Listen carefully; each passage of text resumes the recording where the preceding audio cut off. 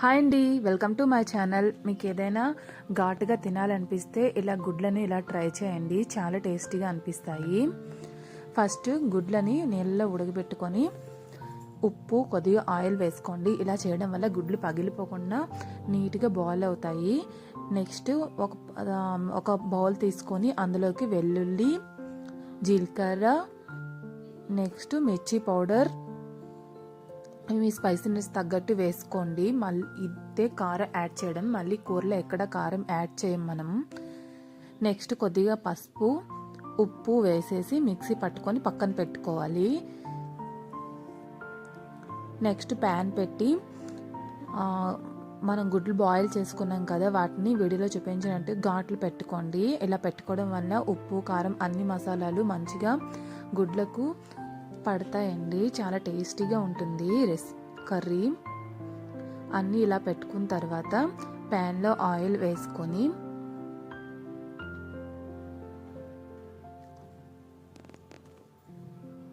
అందులో గుడ్లు వేసుకొని దానిపైన పసుపు, కారం,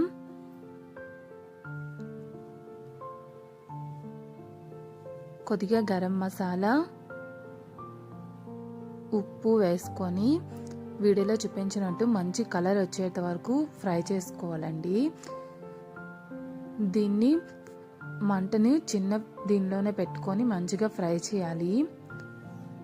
లైక్ మంట హైలో ఉంటే అంత మాడిపోతుందండి, టేస్ట్ బాగోదు. గుడ్లు కూడా సరిగా ఫ్రై అయ్యవు. మంటని సిమ్లోనే పెట్టుకొని చక్కగా నీట్గా ఫ్రై చేసుకొని పక్కన పెట్టుకోండి. నెక్స్ట్ అదే ప్యాన్లోకి మరికొద్ది ఆయిల్ యాడ్ చేసి పోపు దినుసులు వేసుకొని బాగా ఫ్రై చేయండి. పోపు దినుసులు బాగా ఫ్రై అయ్యాక ఇందులోకి మనం ఆనియన్స్ యాడ్ చేసుకోవాలి. ఆనియన్స్ కొద్దిగా ఎక్కువగానే పడతాయండి ఈ రెసిపీలో. నేను ఒక 4 ఆనియన్స్ను కట్ చేసుకొని పక్కన పెట్టుకొని వేసుకున్నాను. ఆనియన్స్ మరి బాగా ఫ్రై అవసరం లేదండి, కొద్దిగా సాఫ్ట్ అయితే సరిపోతుంది. కొద్దిగా సాఫ్ట్ అయ్యాక అందులోకి మనం ముందుగానే పెట్టుకున్న వెల్లుల్లి కారాన్ని వేసేసి దాన్ని కూడా కొద్దిసేపు ఫ్రై చేయాలండి.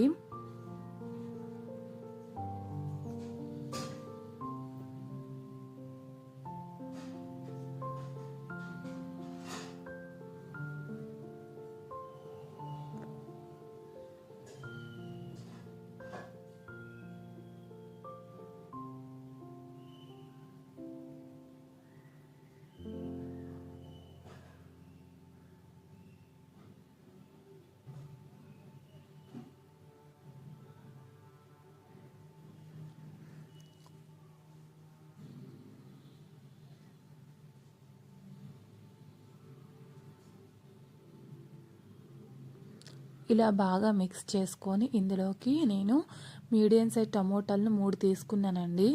3 తీసుకొని కట్ చేసుకొని వేసుకొని ఉప్పు వేసి మూత పెట్టి మరి కొద్దిసేపు మగ్గించాలి. ఇందులో వాటర్ ఏం యాడ్ చేయవసరం లేదు. టమోటాలో ఉన్న ఉప్పు వేయడం వల్ల వాటర్ రిలీజ్ అవుతుంది కదా, మొత్తం నీట్గా మగ్గిపోతుంది. మూత పెట్టుకొని 2-3 టైమ్స్ మధ్యలో కలుపుకుంటూ కుక్ చేసుకొని టమోటాని మెత్తగా కుక్ చేసుకోవాలండి.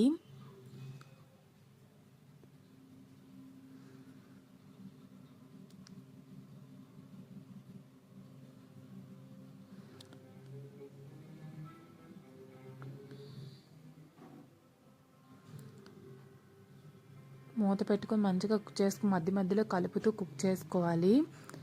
ఇలా ఫ్రై అవుతున్నప్పుడు మంచి అరోమా వస్తుందండి, చాలా బాగుంటుంది.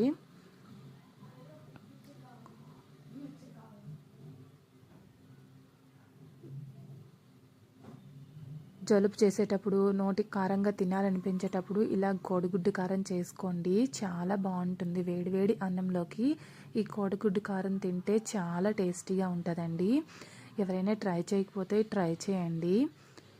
ఇలా మొత్తం ఫ్రై అయిపోయిన తర్వాత మనం పక్కన పెట్టుకున్న గుడ్లని కూడా వేసేసి మరి కొద్దిసేపు మూత పెట్టి ఫ్రై చేయాలండి, చాలా బాగుంటుంది.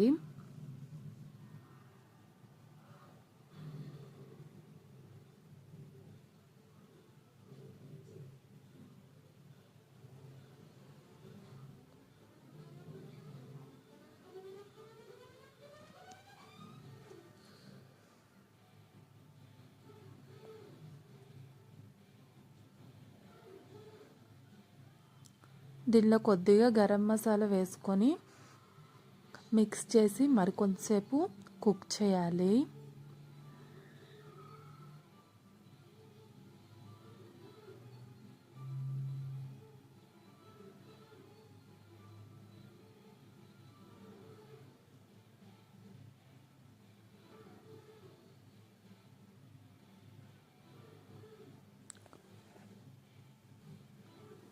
లాస్ట్లో కొత్తిమీర వేసి వేడివేడి అన్నంలోకి సర్వ్ చేసుకుంటే చాలా టేస్టీగా ఉండే కోడిగుడ్డు కారం రెడీ అయిపోతుందండి. నచ్చితే ఒక లైక్ చేయండి, నా ఛానల్ని సబ్స్క్రైబ్ చేసుకోండి.